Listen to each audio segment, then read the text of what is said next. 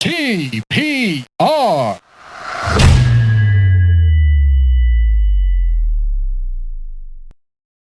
everyone, welcome to episode 132 of the TPR pod. Today's episode is with Shaan Baig. Shaan Baig is a comedian who is in the improv sketch scene.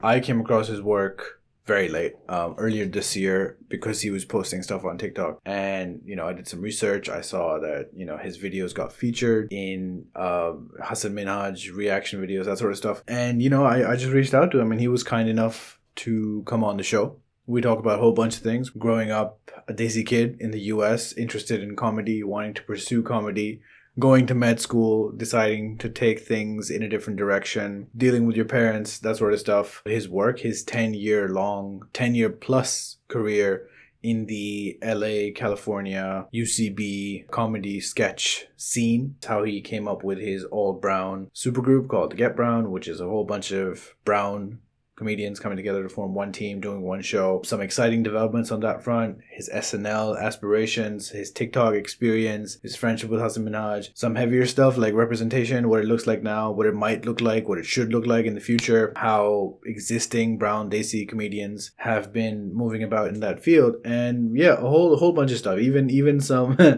even some Jinn stories at the very end. So yeah, it's a great. I thought it was a great conversation. I'm a big fan of comedy. I like Shaan's work, and I like the circles that he moves in, so I found it super fulfilling. I have threatened him already with repeat invites, so that's, you can hear that in the episode too. But yeah, without further ado, let's just jump right into it. A whole bunch of good stuff. I hope you guys find something interesting as well, just like I did. Episode 132 with Shaan Baig.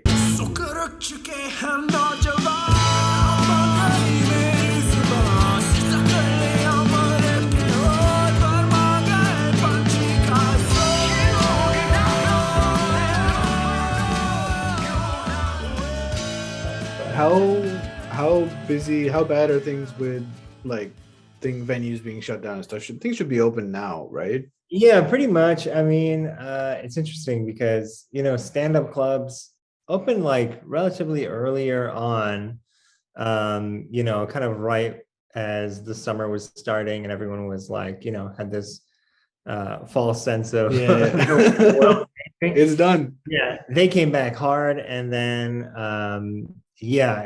in general, there were some other comedy spaces that opened up. But the theater that we're affiliated with, UCB, is kind of up in the air, but Really? we are pretty sure it's not going to come back. But yeah, I mean, yeah. So like the UCB community, which is sketch and improv. We've had to kind of just like make our own shows, so that community still exists, it's just the actual space is like in question. So there was this show that I did that was like behind a thrift shop, and it was very just like DIY. It was BYOB as well as BYO chair, so right. there are chairs to the show. And one little mishap that happened was like, I mean, it's outdoors behind a store and they didn't have proper lighting there. Right. So thankfully, like I was one of the first people on the lineup, but like by the end of the show, it was like pitch black. And so people had to perform in just like darkness. And, shout out to them for, really kind of charging through it and doing shows like that. I love that spirit, but I just kind of had to reassess and be like, okay, like, what am I doing as far as like live comedy right now? I think it has to take a little bit of a backseat until like I can figure something else out. At least as far as my sketch group, the Get Brown, goes.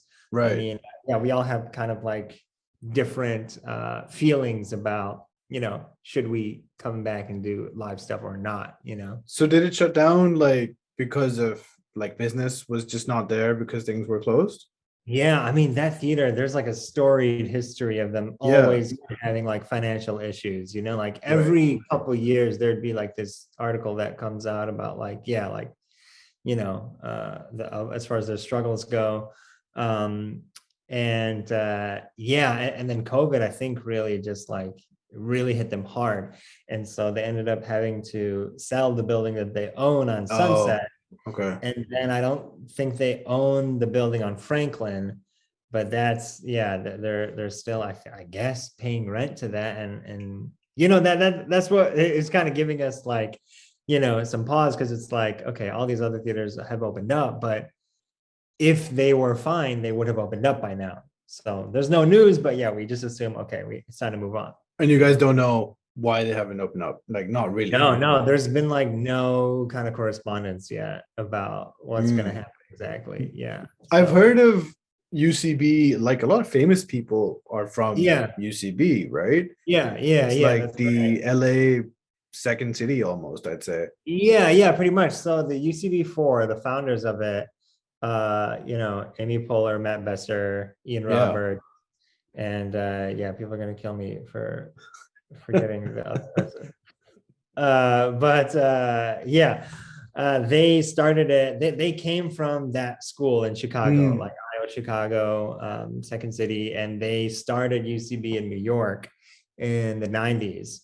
And then yeah, then the LA branch came out, yeah, a couple of years later. And yeah, I mean, throughout the years, it's been awesome. I mean, like, name anybody who's like been prominent in you know, comedy on TV for the past like decade or so, and yeah, they've been at UCB or been a part of it or are still performers, you know, one way or another. So yeah, like, that was really cool that, like, you know, our group was the first South Asian sketch group from that community, you know, and yeah, it just kind of felt like we were right, kind of taking off. Shut down. Yeah. That is a very that might have been what happened. They're like, we can't let these brown people get ahead. Shut the whole thing down. We all gotta suffer. They're getting too powerful. Yeah. So I have to ask, is this the first from out of Pakistan sort of podcast that you've been forced onto? Or yeah, I gotta say, yeah, this is probably the first, yeah, brown podcast I've been on. Yeah. Okay. For sure. Yeah. Thanks for making the time. I fully, besides my own, of course. Besides your own, Yeah. But yeah, man, I just, you know, I mean, you know why I got in touch? Like, it was first I saw the TikToks, and then right on Twitter, and then I was like, all right, I might as well ask him to come on the show too, because like, you know, your stuff is like really good, and thanks, man. This is just my excuse of just, you know, it's so weird to see you on screen, because like, as far as I'm concerned, you're like a character on my phone. and then it's like, and now I'm talking to you. We've been doing this for a while, and it's still weird. Like, oh shit, this is like a celebrity, and now he's here. Yeah, I mean, yeah. So it's just like people that you've seen on the internet. You reach out to them and you interview them. Yeah. Really cool, and they agree, which is the weird part. It's like, all right, oh shit. Many refuse. Many, I must say, many. Well, they don't refuse. They just never respond. Okay. And I'm like, all right, that makes more sense to me. But right. Yeah. So I want to talk about your comedy and, you know, just what you do. So, how did you get into it? Just a general question. And is it what is it? Is it stand-up? Is it sketch? Is it improv? Yeah, I mean, I tell my whole life story. I don't know how much time you have. Yeah, I mean, I've kind of always been into comedy ever since I was a little kid. You know, I always loved SNL. My brothers and I would always watch that, and just like, we're mainly into comedy growing up. You know, I remember, like, my brother's a little bit older than me. I just remember him always watching like Seinfeld and Frasier and Will and Grace, and just like cackling loudly. And I would never like fully get the jokes, like, I just remember like watching like comedy, and just like, even though I didn't understand it, I was just like, I want to do that, you know, like I just like what they're doing. It just seems fun. Like, even though I don't understand what it is, especially on SNL too, because you know, they get into these ridiculous costumes that like seemingly, you know, appeals more to kids. But yeah, even though I didn't fully get it, it just seemed like, you know, it really resonated with me. And then, parents always, just wanted me to kind of focus on being a doctor Yeah. straight out the womb, as Yeah. just like just a given, right? So yeah, you get your stethoscope before you Yeah. get your It's fire the for sure. womb to med school pipeline we hear about so much. Exactly. Yeah. Exactly. Yeah. So I always had an interest in that, and they definitely knew, but it was like, okay, yeah, that's That's fine, nice. but Yeah, you that's know what cute. the real Yeah. deal is, right? So yeah, in middle school I started to like do plays and musicals. Okay. And yeah, we did Charlie and the Chocolate Factory, and I played Willy Wonka. Oh. And then we did The Wiz, and I played The Wiz. And then I did forensics in high school as well, which I don't know if you're familiar with that, but it's I am not. basically like competitive acting is essentially what it is. Oh, Yeah. it's not like forensic. As No, in no, the no, police. I was no. like, in high Yeah, school? that's the common understanding of it, which Right. is fair, because that's like the more understood Yeah. meaning of it. Yeah, it's not forensics. We weren't like, studying dead bodies. Yeah. Like, it was basically competitive acting. So there's different categories of stuff that people do. What I did was a category called storytelling, Okay. where you basically take like a children's book or a folk tale or something, and you distill it down to like an 8-minute like performance, where you're doing all the characters, you're playing the narrator. Oh. Yeah. So that was like kind of my first real experience with like comedy, I felt, because it was Right. like I'm creating these voices. In certain competitions, you write your own material. So yeah, that was my first, I would say, like experience with comedy. And then kind of just let it go in college. I just like fully bought this thing of like, okay, well, I can never talk about this stuff with my parents in a real way. Yeah. So let me just forget about that stuff, and then I'll just focus up on school. So Yeah. I mean, I was a good student, and I was like every brown kid, bio major, whatever. And did that whole thing. And then I ended up getting into med school, like my senior year of college. And then I'm not sure what it was exactly, but I went to Loyola Chicago. And that is, like I just mentioned, kind of like the mecca of improv Yeah. in the world. Yeah. So yeah, that's where like all these SNL people started, like Amy Poehler, Tina Fey, Chris Farley, all these legends. And in the back of my mind, I was kind of like, I'm in Chicago. There is this like renowned theater here.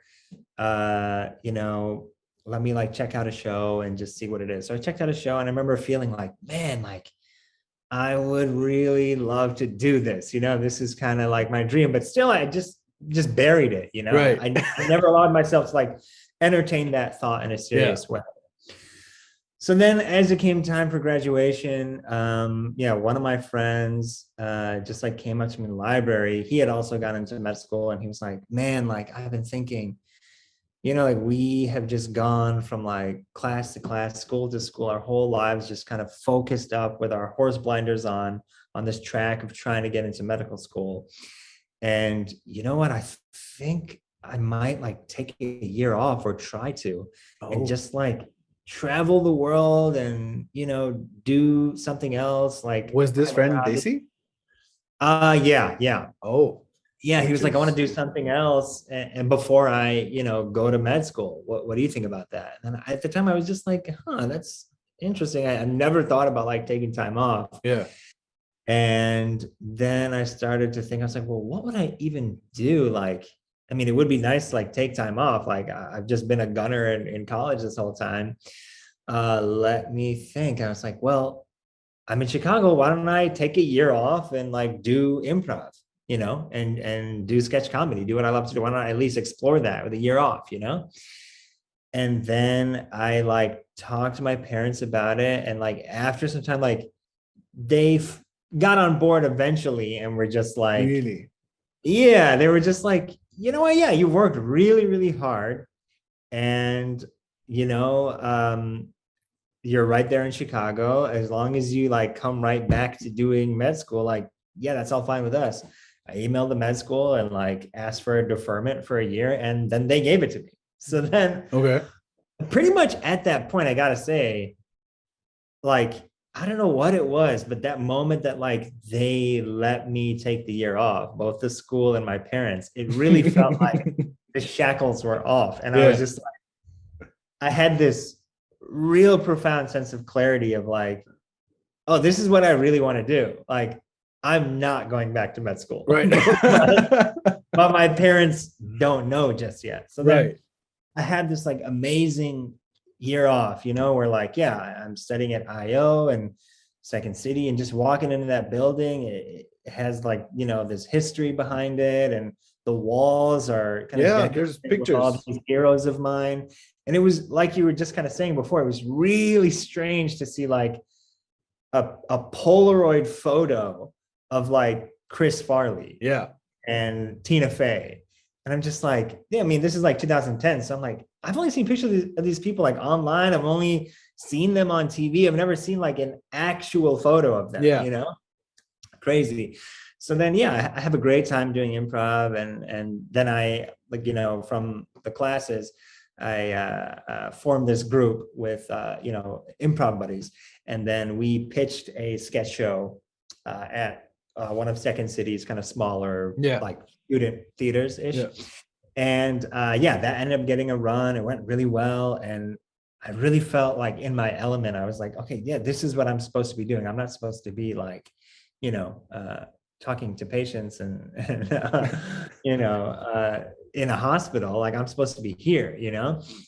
And then I had this talk with my mom about, okay, um, not going back to med school. Okay. But let me back up. I was like, how do I do this? You know, I can't just like say it. So I've talked about this before, but I wrote her like an 11-page letter that was like Wow. describing like, I've never wanted to be a doctor. I have always wanted to do comedy. I know that like you guys know this is like what I really want to do, and you don't think that it's like a viable career option, but like I just kind of outlined these like ways in which I could focus up on that and still have like, you know, a job to support me at the same time.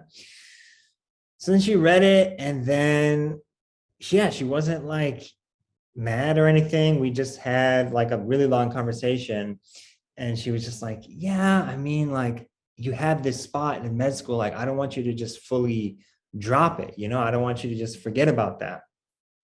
You know, like you have that bird in the hand, you know? And then I remember just had these like weird ideas about, oh, I could like work at a theater somehow, you know, or I could like teach biology or something like that, you know? And then she just was not letting up on that. And then after like hours of discussion, I was just like, you know, well, what about dentistry? You know, like it's not a residency. Mm. You know, I got into med school, so I have like the grades for it. The DAT has got to be easier than the MCAT. Like I'm pretty sure like I could get in, you know? And then she's like, okay, that's not a bad idea. And I was like, great. So like I'll go back to Chicago and like study for the DAT, and then I'll apply like next year, you know, and I'll leave that med school seat. And she's like, no, no, no, no, no. You're still not leaving that med school spot because you don't have a dental school spot secured just yet. Yeah. So Yeah. yeah, she was like, you're applying now. So this is like July of that year, July like 2011. And you know, med school is starting in August. So she's like, yeah, you gotta like figure out a way to like apply like before med school starts or whatever, just so that you're part of this application cycle. So I studied for the DAT, and it ends up working out that I take the DAT the morning of the white coat ceremony of med school. Okay. So like I take the DT and I get like a really good score. I'm like, oh, I'm gonna get in. And it was just this weird thing of like, I know that in my head that I'm gonna leave, but I'm also like doing this ceremony that's like celebrating my start of med school.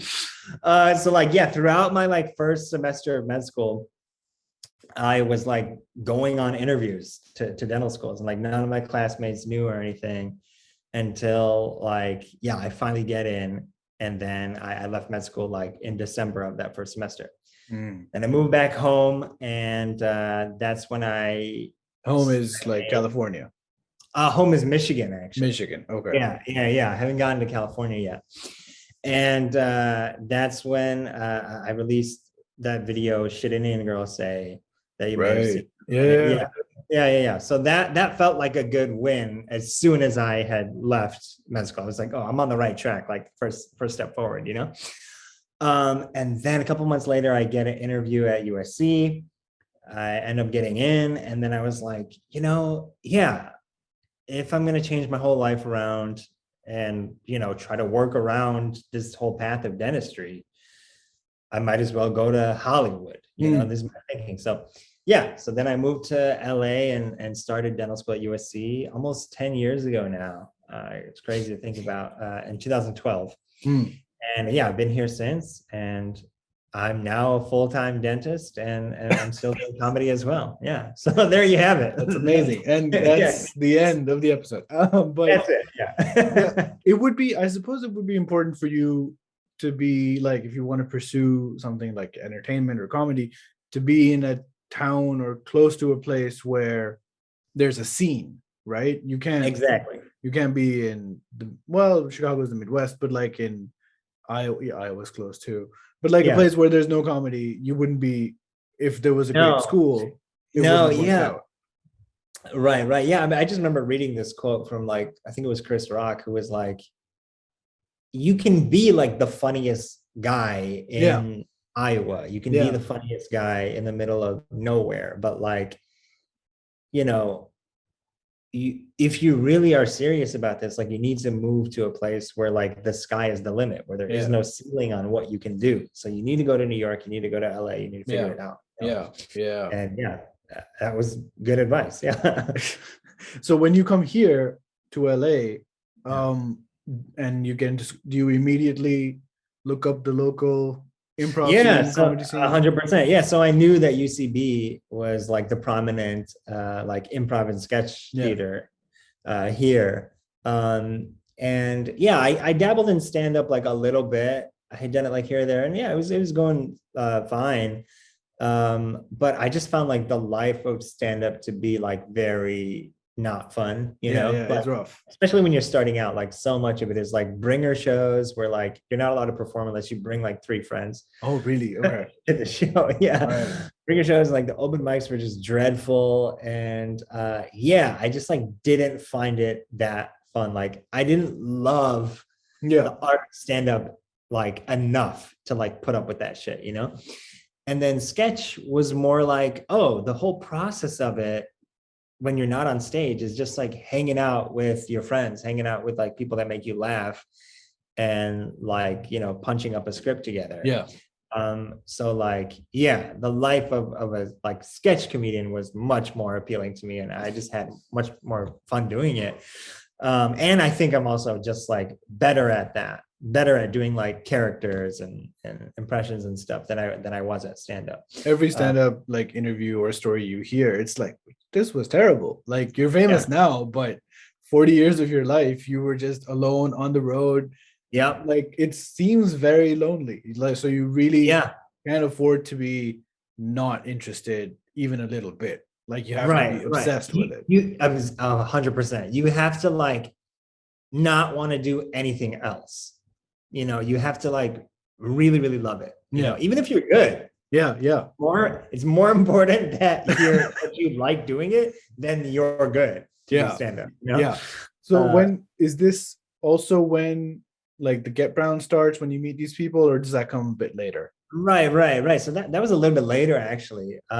So yeah, throughout dental school, like I was taking classes on weekends, but I didn't have time really to perform or anything. So what I was doing mostly was like YouTube videos, because it was like, you know, in my control. I could do it on my own time. If I had like, you know, a little bit of time between exams or whatever, I would schedule making a video.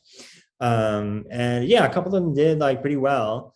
And that was like kind of my main thing for a while. And then near the end of dental school, I started to like reach the end of the improv courses too. And I started to think a little bit more seriously about like, okay, I need to get more involved like in the theater space. I need to get on stage more, you know?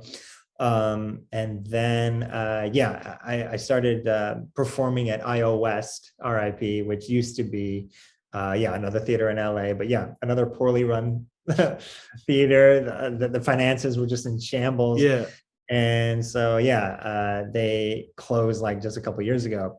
But yeah, that's where I started. Everyone kind of knew that was like a little less competitive than UCB. You know, like if you want to get on stage and like You'll get stage get some time. reps in, Yeah. like, you should try to get on a team at iOS. You know, it's a little bit easier. UCB was very competitive and really, really tough to get on stage. You know, you kind of had to like be around. Yeah. How the does it theater, work? Like, you know? what's Man. you said there's classes. So what's Yeah. the structure? Like, is there a course? Right. Yeah. So there's different courses you can take. There's sketch writing courses. Okay. There's like, 101, 201, I think all the way up to like 401, 501. Okay. And then there's improv track, same kind of thing, up to 501. And now they still have these classes over Zoom, but yeah, they have like character classes, I think like screenwriting courses, all these kind of things. And so I did improv. And once you have taken, I think it's like up to 201 or 301, you're eligible to audition for one of the teams. Okay. There's two types of teams at that theater. There's improv teams called Herald teams, and there's sketch teams called Maude teams. Okay. So I was way more into sketch than I ever was into improv. So I auditioned, I want to say maybe 5 years in a row. Oh, before I ended up actually getting it. I always got like super close. I made it to like first audition, then I made it to second audition, and then I eventually got it. And this is what, like on the basis of like a sketch you submit or performance? Right. So if you want to be a writer, you have to submit like a packet of I think like 3 to 5 sketches, something like that. And then if you want to be a performer, you have to submit first a 2-minute tape, unedited, no cuts, of you just like doing as many characters as you want. Like an SNL audition would be. Exactly. Okay. Yeah. Honestly, the UCB limits were like way more restrictive than an SNL tape. Like, right. The UCB limits were like 2 minutes, not 1 millisecond over. If it's a millisecond over, we're not watching it. You also can't edit between characters. So it has one take. So you just say that now this is this character. When you finish a character, you're like out of breath, hurriedly ripping off a wig, putting on another with costumes. Putting on another costume, whatever, and then out of breath doing the next one. It's bananas. Yeah. I think they just are like, we know you're gonna fucking do it. Just do it. You know? Like, what are you gonna not do this so that you don't have a chance of getting on a team? We know you want. So I really feel that's what it was. So then if they like that, then you come in for an in-person audition. Okay. So you go into the back of the theater in this space called the Inner Sanctum, which is like their cafe behind the theater. And it's full of the committee of people. So it's like, directors who works the theater. It's performers who've been around for a long time, and the artistic director. So famously, like, not a warm room. They don't love to laugh, but like if you can get them to laugh, you did pretty good. It's a good sign. So then you do that, and then if they like that, then there's a round 2 audition where you're paired with another person who's gotten to that level. Okay. And you have to prepare 2 scenes that they give you. Basically, one sketch is where you're the character, they're the straight man, the other character is switched. The other sketch is switched.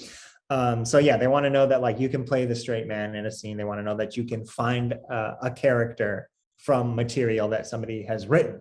Like you can make it your own. So you got to do that. You got to do those 2 scenes in front of them.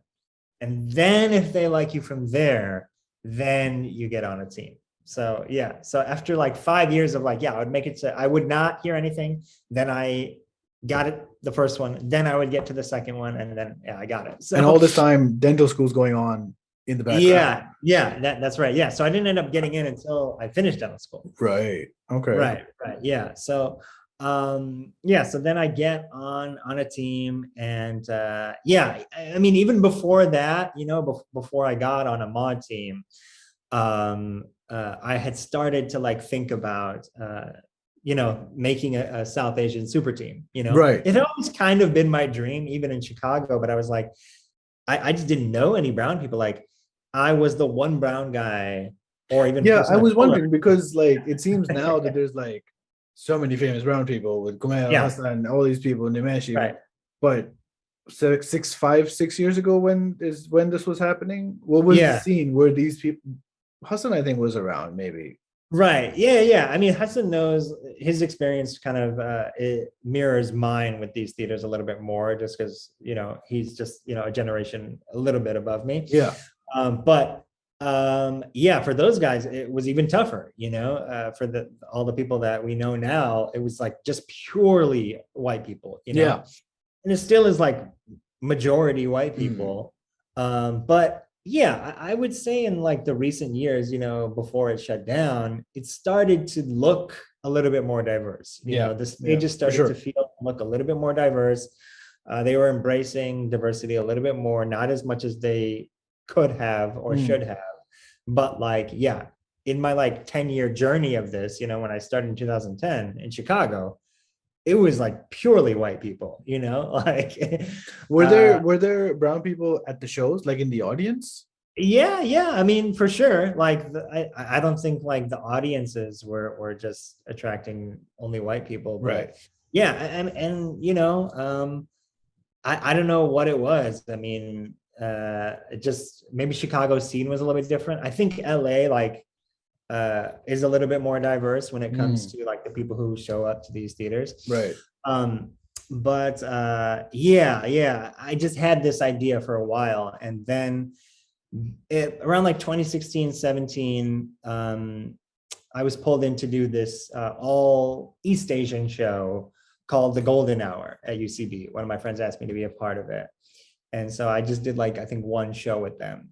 And there was like another brown person on it, Sai Lang, who like was in my sketch group at IO. And then we did this show together.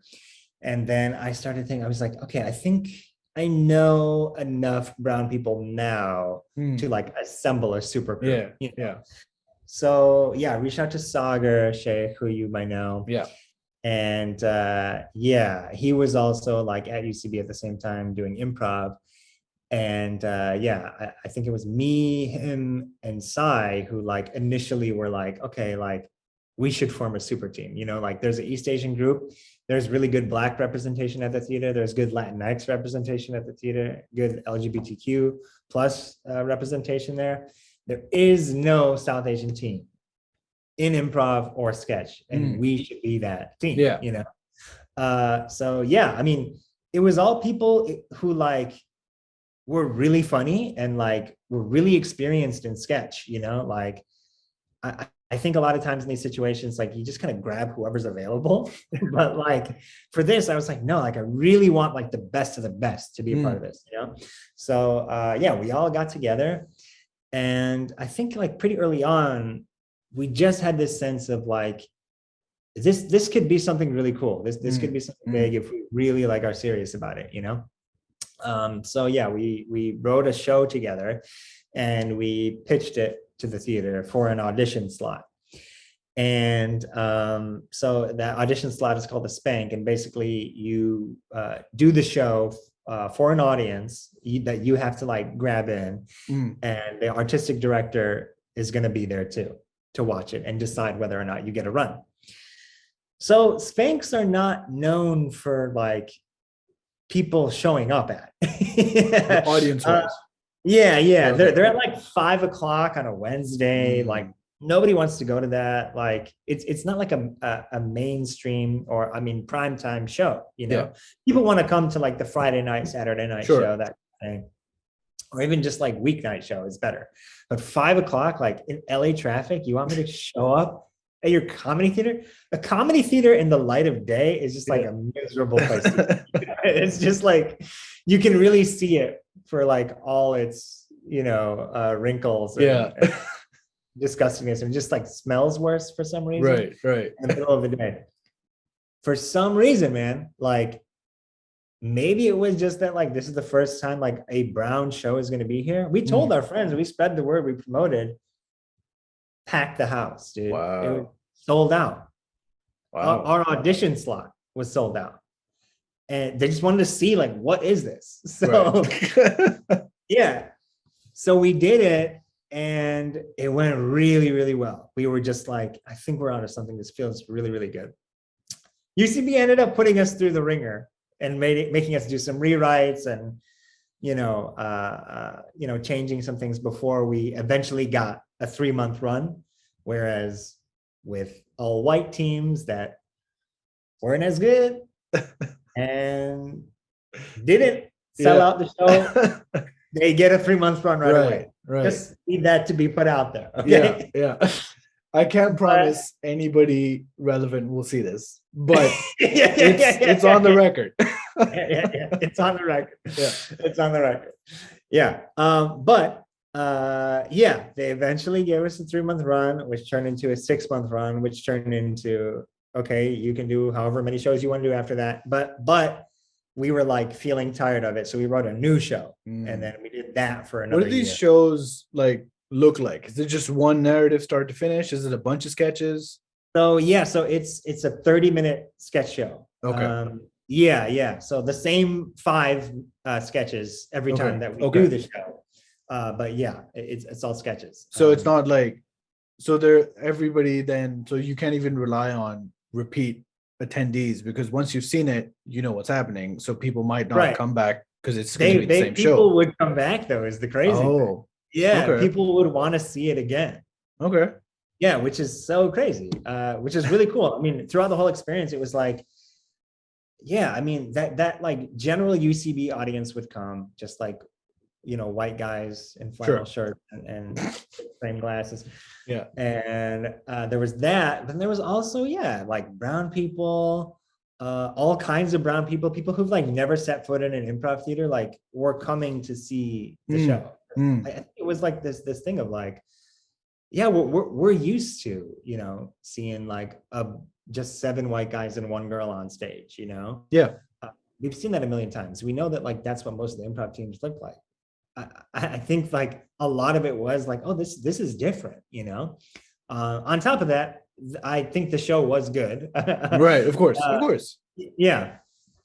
But I think there is something to be said for, man, like we got to try something new, And like, was the material, like the subject matter and everything, was it brown centric? Was it just general? So totally brown centric. Okay. I mean, each of the sketches has to do something with brown culture. Right.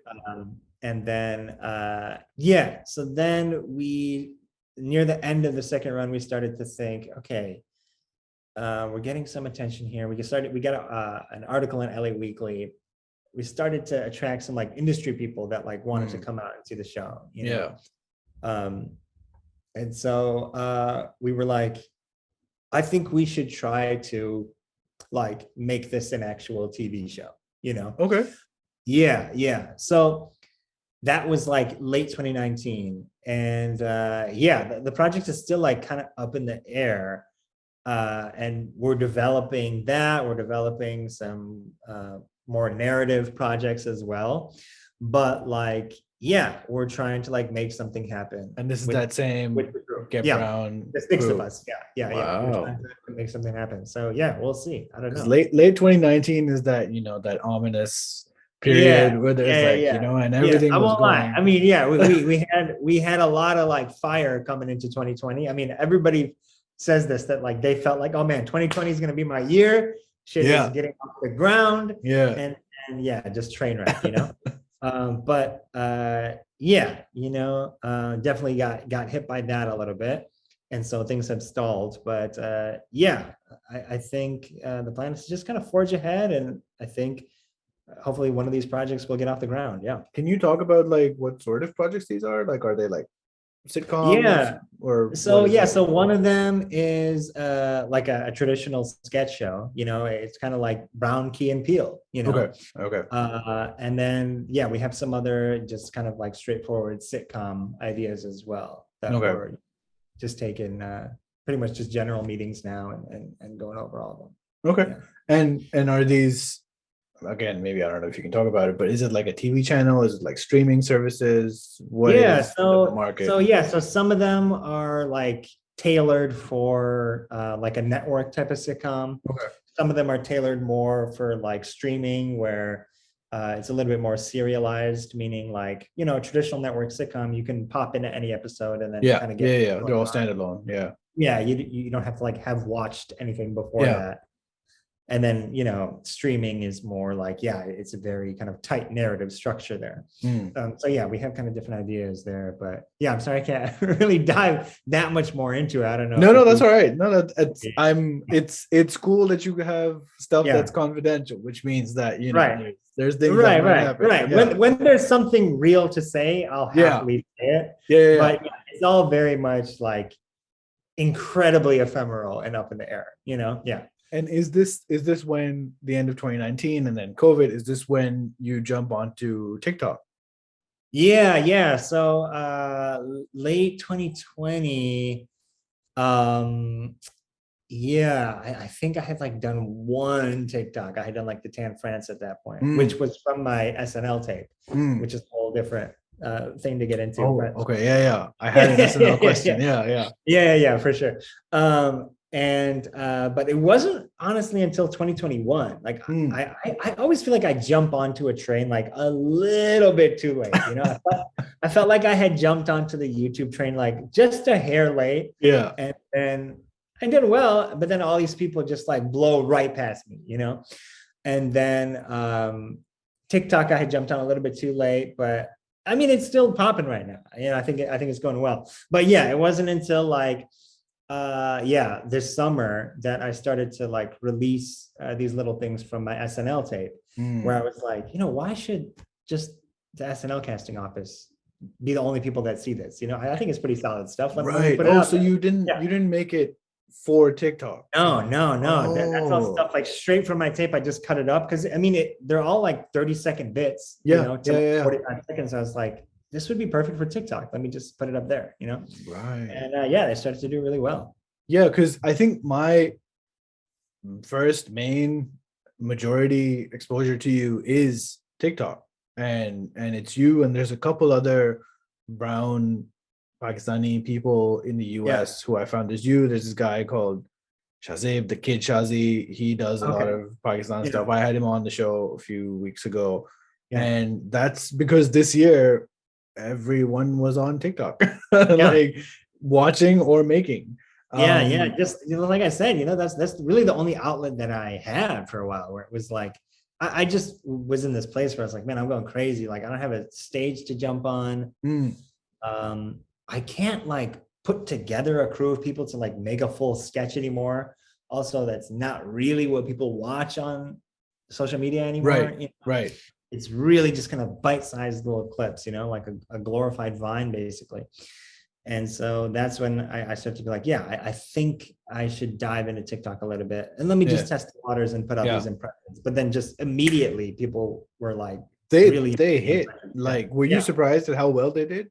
Yeah. I mean, I didn't even start doing impressions till like a year ago. You know, I never considered myself like an impressionist because I was just like, I would watch people do it and then just be completely amazed by it. You know? And I just like, I can never do that. I don't know what I do characters, I do voices, I do accents and stuff, but like impressions just, it for some reason felt like a totally separate skill.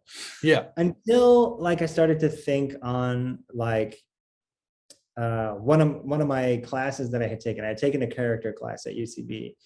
And one of the assignments was to like do an impression.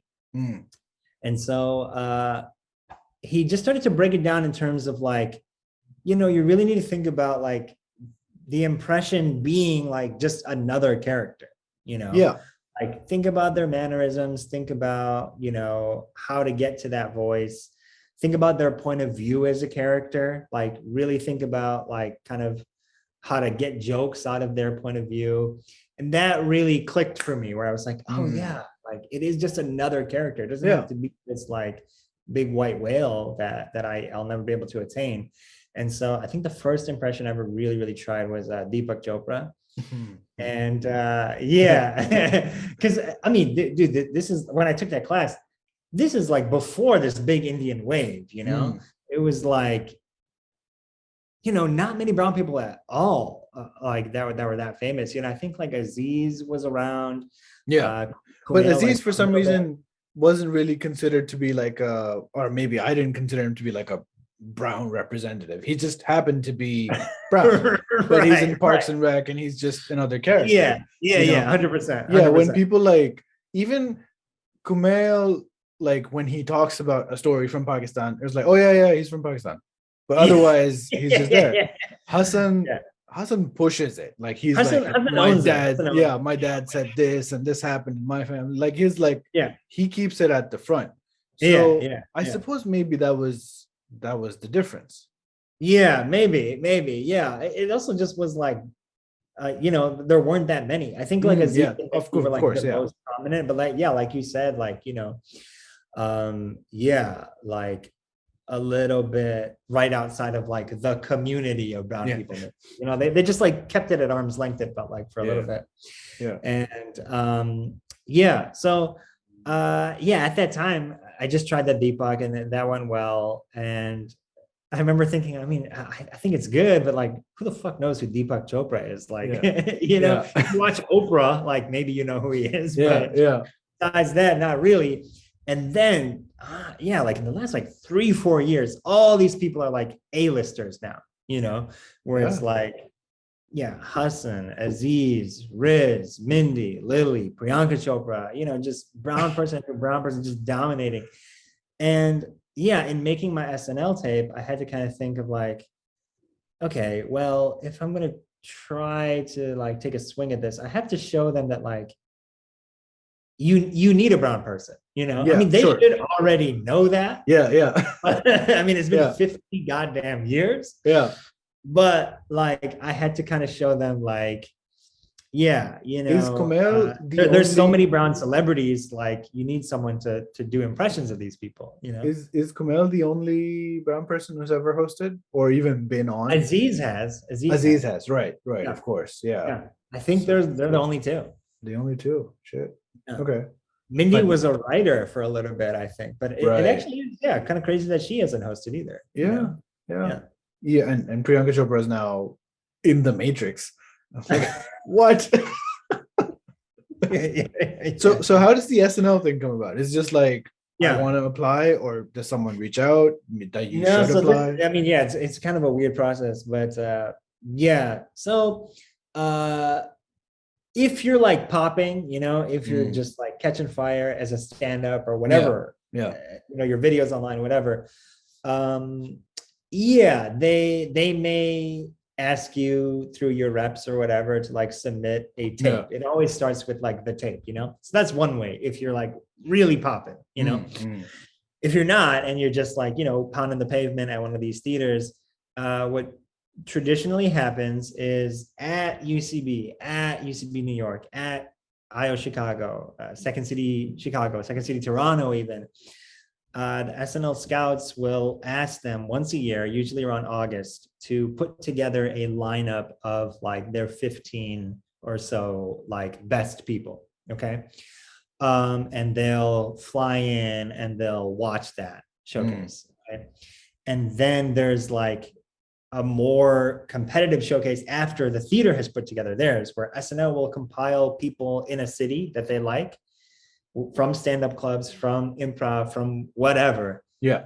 And put them on that showcase, that lineup of like 15 people. Do those people know that this is for SNL? Yeah. Okay. Yeah. Okay. Yeah.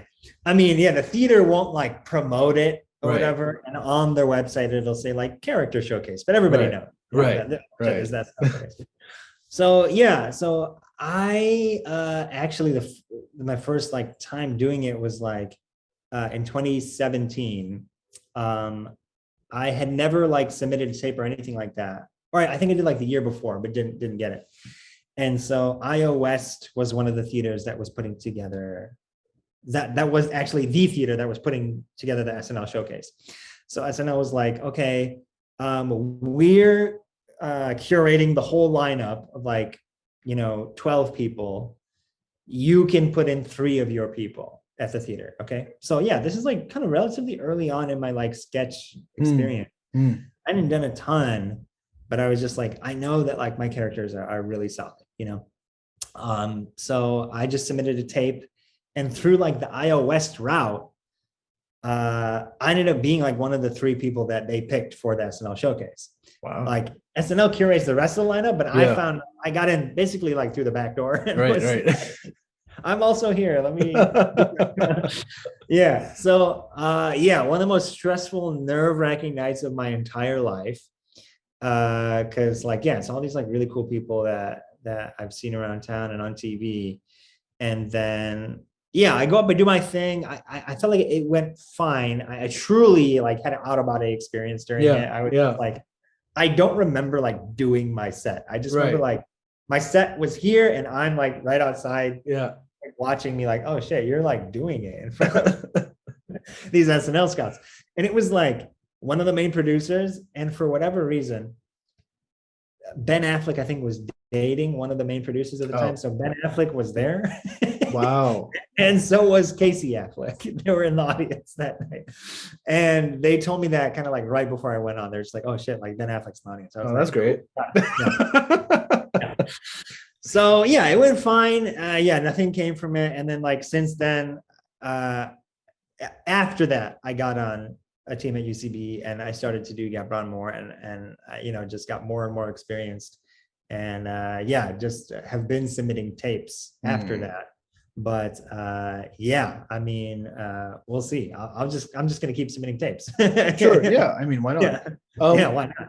And do you think you're gonna keep it like Brown centric, or be generic also? Well, generic, but like yeah. I mean, I think I definitely have like all of that in my repertoire. I think the stuff that often like pops off the most online is like the Brown centric stuff.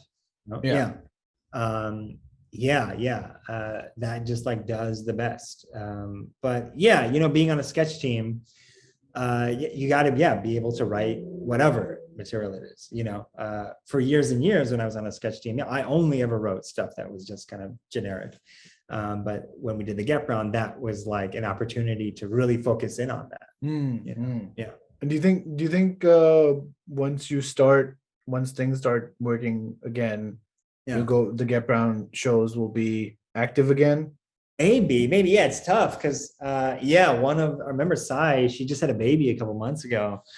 And there is this feeling among some members that's like, I think our like live performance stage stuff is like in the past. And I think we need to like move on and, you know, try to get this off the ground a little bit more. Whereas I am just like, I want to keep live performing, you know. Even if I like make it, inshallah, like I want to like keep doing live stuff in some capacity, you know. I enjoy it a lot, you know. How busy were you with the dentist life during all of this? Yeah. So in school it was tough. Yeah, like I said, it just had to be like, you know, on weekends and nights. But when I got my office and when I started working, it became a little bit easier because like work ends, you know, at 5 o'clock, and I don't have to like do lab work anymore.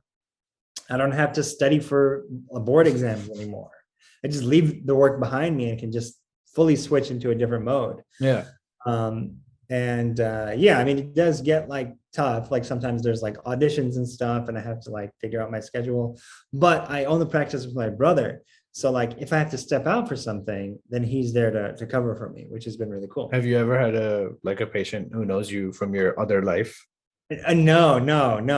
But there like nobody that knew beforehand. Yeah. But there was one guy who like came in after I'd seen him a couple of times. He was like, "Hey, like I Googled you. Are you a comedian too?" And I was like, oh, yeah. It's like my worst nightmare. I fully want to keep the world separate. Yeah. Yeah. And what about what's the vibe with the family, the parents? Are they surprised that it's all going so well? I mean, it's just this weird thing. I talk about this all the time with like other brown comics of like, like performance and like singing and dancing and acting. Mm. There are all these really like prized, revered things in brown culture in general, right? I mean, like people love like Bollywood, Yeah. Coke Studio, and all these like incredible, amazing things. Like brown artists are just like, oh my God, just like Yeah. jaw-droppingly, mind-blowingly talented. But when it comes to like their own life, their own aspirations, their own children, it's just like, no, absolutely fuck no. Like, absolutely not. This is just like, untoward. This is not becoming. And so there's this really weird cognitive dissonance of like, like my parents are like in awe of like Dilip Kumar or whatever. Of course. Like, just like revere him so much. But then at the same time, like fully don't respect like his choice to become an actor, maybe. You know what I mean? It's so weird. So it's a mixed bag, man. I mean, they've seen the show and they like loved it. They're like dying laughing when they came to see the Gap Brown. They really, really love the show. And I think like they're just like, just the immigrant mentality of like, you gotta like survive, you gotta put food on the table. Yeah. Like we need some like concrete like production here. We need like something in your hand that's real, and like so much of the acting industry, I mean, is just like, you don't get a lot of concrete wins. A lot of it is like, oh, I got an agent. And it's like, that's a huge deal. But to them, it's like, okay, did you get any money off of getting an agent? It's like, well, no. I mean, they submit me for jobs and then maybe from the job, I'll get paid after that. But like, you know what I mean? It's hard to like really like show them the nitty gritty of like, okay, these behind the scenes wins are wins for me. Yeah. They're big deals. But like, I feel a lot of times it comes down to like, okay, well, like, are you providing for yourself? And like, is it enough to like leave dentistry just yet? If not, then you got to. So do they like still think it's like, true. Do they still think it's like this advanced hobby rather than at this point? But I think they do think, at this point, I mean, to their credit, I can only ask so much from like two boomer Indian people. Like, but I mean, at this point, they've come a long way in terms of like, I think they do like believe in me. I think they do believe that like I have what it takes. And I think they are like fans of my work. Well, that's huge. Yeah. They do like it. They do enjoy it. Which is huge. I think a lot of people can't say that for themselves, but they do like it, and they do think that like I have the potential to actually make it. Yeah. Okay. Yeah. And hopefully you will. I'll take it. Yeah. What's something that might feel weird, but I haven't grown up in the US. I don't know this for sure, but how homogenous is the brown community? Like, is there India-Pakistan beef? Is that a thing over there, or is everyone just? No. So I'm actually Indian. Yeah. I mean, I don't think so. Right. I haven't like come across that. I think it's largely a thing of like maybe in other countries, of course, and I think certainly in past generations. But like among brown people here, I mean, especially as kids. I mean, this is getting into like well-trod territory. I'm not saying anything new, but like post 9/11, there is this kind of knee-jerk reaction of like, I just want to fucking blend in. I don't want people to know that I'm brown. I don't want to talk about it. I don't want people to know anything about my culture or my family. And I think later on, as people grow up and become adults, you do kind of like more so latch on to the brown people. Right. At any cost. And it doesn't matter if they're Indian, Pakistani, whatever. Right. You're just right. Okay, I need to find my people. I certainly experienced that in college. Like I didn't necessarily hang out with that many brown people like beforehand, but in college, when you don't know anybody, you just grab on any kind of familiarity you can, So like, I got like really close with like brown people in college. So like when people come to like the shows and stuff, it's like, it's not like they can't relate because they're a different type of brown. It's just accessible for everyone. I mean, yeah, dude. I mean, there's people who are like, Latino, Mm. who are just like, my uncle is exactly like the uncle you Yeah. portrayed on Yeah. stage. Yeah. Yeah. Like I'm an uncle in a scene where I'm wearing like a banyan and like pajama pants Mm. and like That duffels. uniform. Yeah. Yeah. Yeah. And banyan tucked into the pajamas. Yeah.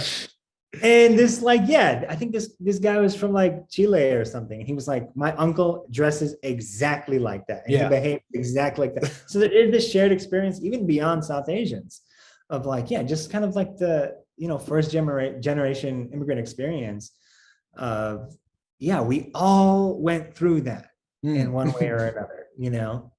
I think that has been what's really cool about this, was seeing like, okay, yeah, it's not just desi people who are Yeah. enjoying it. You know what I Was mean? was the Bollywood Boys podcast a quarantine thing, a lockdown thing, or was it No, something? no. So Sagar and I had like talked about it for a while, and then we ended up getting off the ground like 2017. Mm. We actually ended it like late 2020. Uh, Right. Okay. yeah, just because, Okay. yeah, Sagar had gotten onto Miss Marvel at that point. Yeah. Yeah, basically, I mean, I don't know how much of this I can actually say, but like, Marvel has like very, very kind of restrictive contracts, and they're like, you Okay. cannot host a podcast. Oh. Yeah. Right. Was what? Because he'll say something about the show, or he'll say I don't know something. why. It's just Okay. kind of worked into their deal, but it wasn't just that. It was also like we were kind of feeling like this is burning us out a little bit. I don't know if we Right. can keep it up a lot, because it's not like any other podcast where like, yeah, you can just jump in with no prep at all. This is prep. Yeah. This needs prep. Yeah, to do one episode, we Yeah. have to watch at bare minimum 3 hour 3 hour movie. movie. Yeah. Yeah. And not just like, days off and doze off while watching it. You have to like be actively taking notes. Taking notes. Yeah. You can't miss anything. And yeah, it started to be really, really tough just to produce one episode. So yeah, we didn't actually release that many a year, maybe like 15, 20 episodes a year, something like Okay. that. Okay. And yeah, we just kind of like spiritually felt like it was time to end it. And then like his contract being like a definitive reason to was like, okay, like we should just end it. Right. Yeah. Right. Yeah. How do you feel that this is maybe like a too big of a question, but being outside of the US, I mean, I grew up in, the UAE, or now I live in Ireland. It seems in the US, especially because I'm tuned in to like the brown people there because you're always Yeah. attracted to them. There's a lot of discussion about, representation, and this Uh-huh. is important, and it's a big step. Is that something that you feel is changing, or is it just like there's like 10 people amongst 100,000? Like, you're saying Sagar's in Miss Marvel. I Yeah. think Kunal is your friend who was Yeah. in Shang-Chi, and Yeah. I was Yeah. like, I've seen this guy. How is he Yeah. here? He's in a million things. Yeah. Yeah, and you're sending tapes for SNL. Yeah. Do you think that this is like, would you want representation as in this guy's brown and we're happy with this, or this guy's brown and he's also our friend? Like, what's the goal? Huh. Like, is it to be Good calling out question. brown stuff, or is it just for brown stuff to be like, yeah, they're also like Asian, like East Asians. They're not Uh-huh. as, exotic, to use that word, anymore. They're just like, oh yeah, they're also here. Right. What how Yeah. do you, I yeah. mean, yeah, good question. I mean, um, I think representation, yeah, has like a long way to go. I think it has come like pretty far Mm, from where, certainly from the era of when I grew up mm. watching movies and TV. Like the first time I ever saw a brown person on TV was like, or in a movie, was Office Space. Oh Samir yeah. Ainanajad. And that was it. And I remember it like blowing my goddamn mind. I was like, wait, there's like a brown person in this, and he's not like in the background. Well, this is crazy. Um, and then now, yeah, it feels like, yeah, brown people are everywhere. Um, yeah, it's tough. I mean, I think we'll have reached like the place where we need to be when you stop noticing it. You know what I mean? Where it's like, this doesn't have to be like the Brown show. You know, this person doesn't have to be the Brown stand-up, or like this doesn't have to be the Brown sitcom that's representative of all people. That's why you get into these tricky things of like, because something will be the standalone representation that people have about something, people will really, really have issues with it and criticize it for like a million different reasons, saying, oh, like, I would never do this, or this isn't how it is in my family, or that's how not my. I remember that being an issue with Kumail and his movie, and you know, with the whole arranged marriage scenario. Like Pakistani Twitter was like, "How dare he?" And it's like, I'm like, there's one guy. We have one guy. I know. Yeah, no, you're right. No, I mean, the criticism. Yeah, I mean, there's a nuanced discussion to be had, and I've talked about this a lot, even on our podcast too, of like. Yeah, I mean, I had my own issues with the Big Sick, and I think a lot of brown people do, and a lot of people had issues with Master of None, myself included. But it's not that those shows should not exist. Yeah, they should. Yeah. I think those are real experiences that real people have had. Those two guys do represent a lot of people who have that experience, and they do. But there should be way more than that. You know, like. There's way more experiences to be had. And yeah, I mean, being the first ones to do it, yeah, you're going to get that. It's like you represent, you one person are all brown people now. Yeah. So you have to be like these 2 billion people. You have to be all of their everything.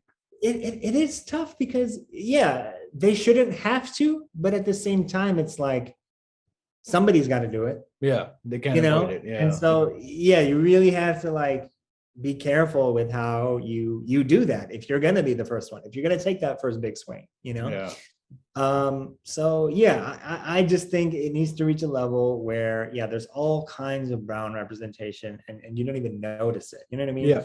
Like white is just considered the default, the standard. You don't think about it, you think about like just Hollywood, you just think of like white stars, you know what I mean?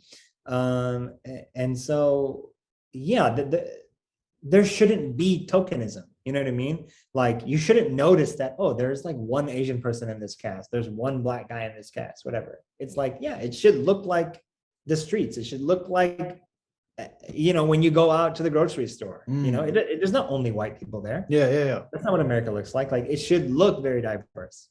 You know what I mean? I think that's kind of the goal, what we have to get. Do you think that I think that's, sorry to cut you off, but like, to this point, Robin Thede, when she made A Black Lady sketch show, she's very intentional about how she titled the show. She was like, this isn't the Black Lady sketch show. It's not definitive. This isn't the only one there's ever going to be or ever has been.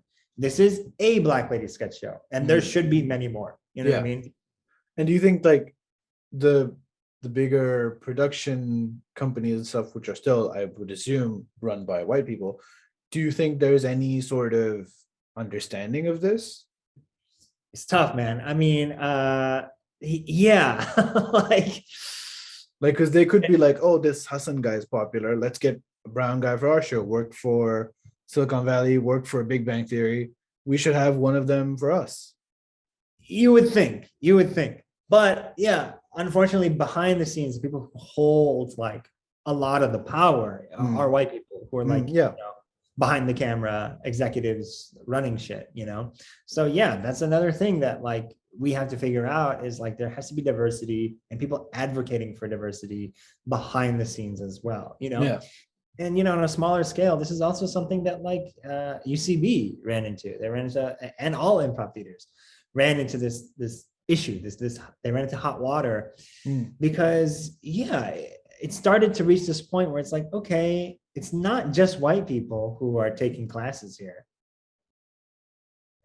But what happens is majority of the people who end up making teams are white, so that started to be a conversation of like, not only do the white people need to keep that in mind, there needs to be people of color on the committee picking the teams. Yeah. That needs to be intentional.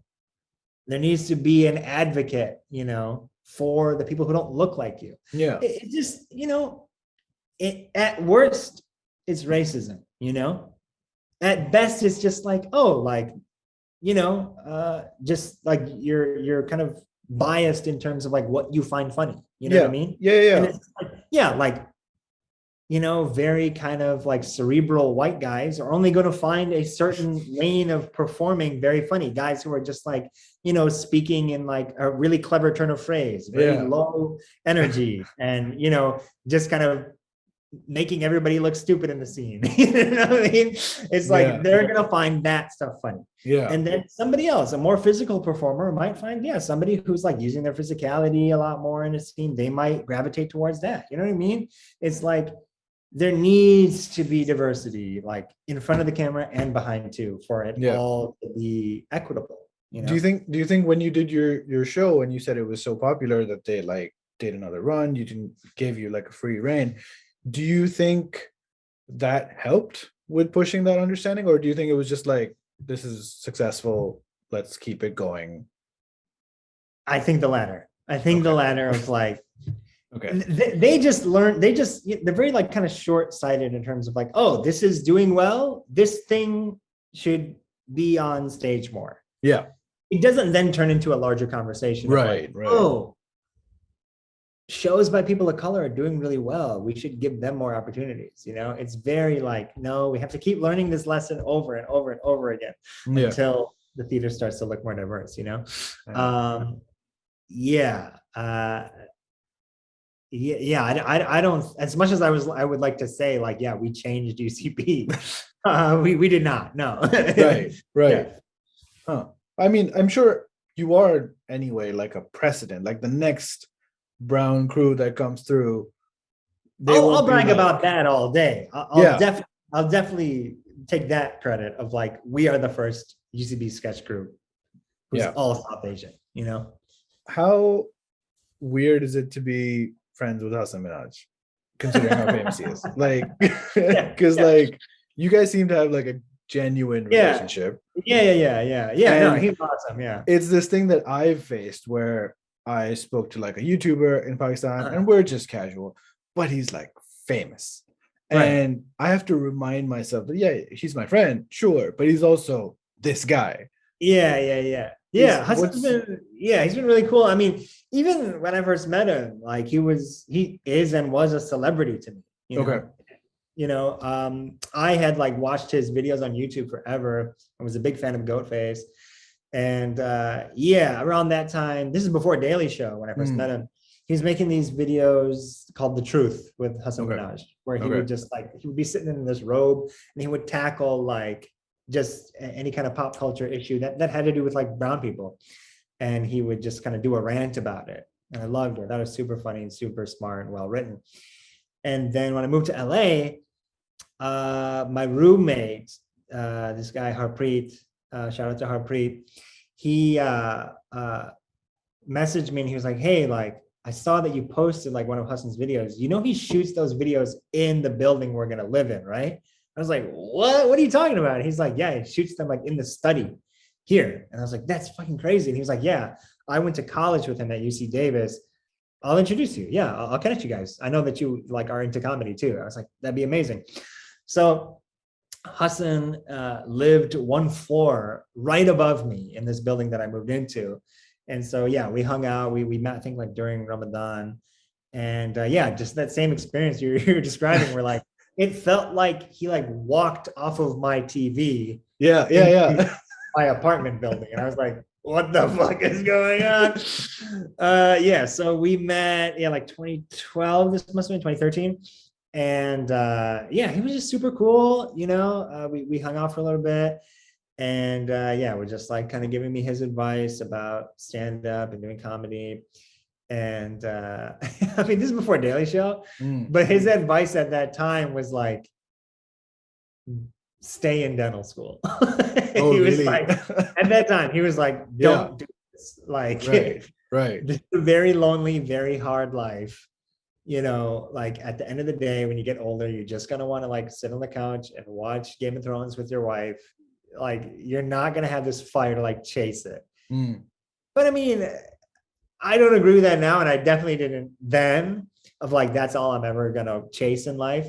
But like certainly at that time when I was 24, I was just like, absolutely not. Like Yeah. I'm gonna try to get out of dental school. That was my goal at the time, you know. Mm. But yeah, regardless, yeah, he was super cool. And yeah, I mean, it was really nice having just like another Muslim dude in comedy to like not only like hang out with, but to like be my mentor and like, you know, take me to shows and stuff. And yeah, we would like get iftar together. Super cool guy. And then late 2014, then he got on Daily Show. And yeah, everybody in LA was just like losing their minds. And yeah, I mean, mashallah, guy's just been like skyrocketing ever since. Yeah. But yeah, I mean, when he's in town, or you know, when I'm in Michigan and he's doing a show, like always, you know, is down to hang. Like he never is just like too big for his britches. You know what I mean? Like, Right. yeah, he'll yeah, just keep in touch, even though yeah, we only like hung out for like a couple months when he was living in LA, you know. But yeah, no, he's been really cool to me. Okay. I have one last question, which might be a question you don't have an answer for. It's a thing that has just been happening on this podcast, so I have to continue. Yeah. Do you have any Jinn stories? I did not think you were going to be asking. Yeah, that. I sort of have to apologize. We just did when we started. It was an episode. People loved it, and now most interviews, when I remember, I often forget. I'm like, yeah. Do you have any? Someone told you something happened to you? Whatever. I mean, there's some crazy shit I've heard. We've all heard some crazy shit, and I don't know if this is a Jinn story, but it is like, I mean, it might be. It depends on how you interpret it. It's the really last creepy. one was this Canadian YouTuber. That's the previous episode. He had a black magic story. So it's I'm telling you, it's not restrictive. Just has to be scary. Okay. So yeah, it's really quick, but it is creepy. Okay. So I was yeah, in my downtown apartment in LA, and I was in bed, I was sleeping. And yeah, so like my bed is against like the corner of my room. There's like a window on my left. There's a door over here. Okay. In my dream, while I'm sleeping, I hear the door like knob open, and I have my own bedroom. Okay. Right. So like no one should be going in there. My roommate's like, there's a living room and his bedroom's on the other side. He's never going to come to my bedroom. Like, why would he do that? Yeah. In my dream, I hear the doorknob open, the door open, and then the door slams shut. I wake up and I feel like I actually heard the door open. And then just feel like a gush of wind over my bed. And then like the blinds just like kind of trickle open. And then wow. It's just like wind that goes out of the room. And I was just like, huh. That was weird. I don't know what to make of that. Yeah. Wow. Another one. Yeah, I mean that's creepy. That's creepy. Yeah. Another one is I have like really just like short, weird ones like that. Yeah. I told this on another podcast called like Scary Stories. But yeah, it's kind of weird. Okay, so in my backyard in Michigan can be kind of creepy place in some parts because there's a lot of like woods there. There's a lot of trees in Michigan. People like, that's the first thing that you kind of notice when you go there. So in my house, in my backyard, there's like the woods, and then there's also like a lake right behind. Okay. So it's like maybe 12. I'm waiting for my mom to come out of the house to like take me to school. And I'm just like pitch black in the morning. It's like, 6 a.m. in Michigan. And I always like was creeped out waiting for my mom there because it was like, yeah, they're just pitch black and you just know that the woods are there, but like you can't really see anything, right? I don't know how to describe this any other way. But like in this peak hour of the morning, I hear very distinctively like a witch's laugh, like a cartoon level style witch, like like that kind of like it almost makes you laugh, right? Yeah. Green skin, fucking Wicked poster. Yeah. Like Broom. witch. Yeah. Exactly. And I just like got creeped out, but like didn't make anything of it. Okay. I told this story like later on in my like 20s, and my brother was like, I heard the exact same thing at a different time. Oh, wow. Yeah. Imagine if it's like this elaborate, years-long prank your parents are playing. Yeah. Just do it. Yeah.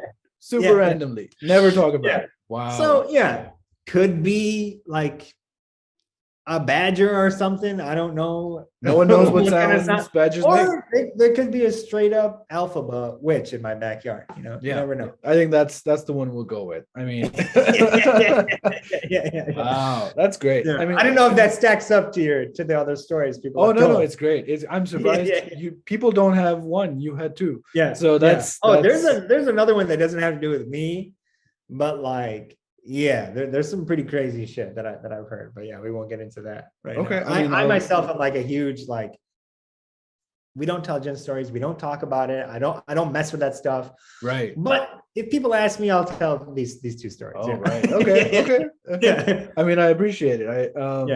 Is there anything else I should ask you about, or that you want to talk about? I'm sure there's going to be little to no overlap between our audiences. So any important thing you say. What is your audience? Pakistan. So people just interested in actual Pakistan. Like from Pakistan. Yeah. But I'm trying to change that because I don't live there. So I'm not restricted to people local to me. Right. And after like years of doing this is when I realized, maybe I can just reach out to people. And that's totally. Yeah. I mean, you're on Zoom now. Yeah. Anybody in the world. Yeah. Yeah. I mean, if you have any recommendations, I will 100% follow up with them. Totally. Yeah. But yeah, so that's the audience. But I mean, depends who the person who comes on. Their fans are usually interested in hearing what their story is. So that's the audience. But that's where the Jinn story thing comes from also. Because people back home, they're gonna skip right to the end. You just put that in the description. They're gonna be like, no, fuck this. But yeah, is there anything else you want to talk about? Or yeah, I mean, I think we pretty much covered it, man. Yeah, pretty expansive interview. Okay. Thanks for having me. This is fun. No, but fair warning, the moment you do something else, or even when X amount of time passes, I'm going to ask you to come back on. Just because 100%. Now I have your email. Yeah, there you go. 100%. Yeah. Okay. Where should I send people? The links I put. I'll put all your YouTube. Your everything on anywhere on social media. That's where I am. Right. all of that on the thing. All right. Shaan, thank you very much. Thanks for your time. All right. And people are gonna be listening. Okay.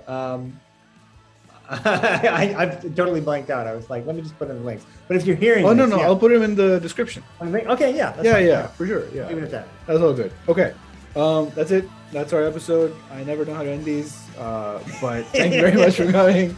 And yeah, we'll see you next time. All right, man. Take care.